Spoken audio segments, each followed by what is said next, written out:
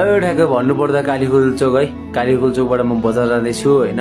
हेर्नुहोस् गाइस, मेरो भ्लगमा म हिँड्दैछु ठ्याक्कै तल जाने यो सिमाचौर, यता चाहिँ एयरपोर्ट, उता म ठ्याक्कै बजारपट्टि जाँदैछु, खलाङ्गा बजारपट्टि।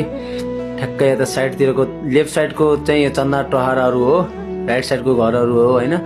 अब ठ्याक्कै भन्नुपर्दा म जाँदैछु होइन, यसो घुम्न राइड जाँदैछु, साथीहरू पर्खिरहेछन्। यहाँबाट हेर्नु न गाइस, यहाँको पिचको अवस्था कच्ची छ।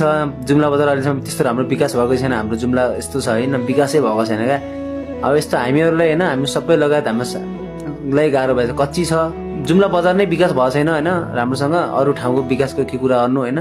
त्यही भएर अब हामी राइडरहरूले अब राम्रो पिच, बजारमै पिच देख्न चाहिरहेको हो नि त।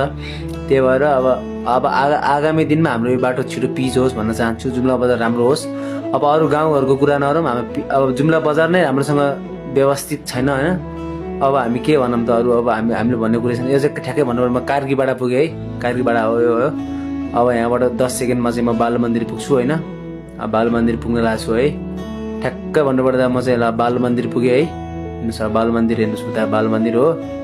अब ठ्याक्कै खलाङ्गा बजार हो है, खलाङ्गा बजार एरिया लाएँ होइन।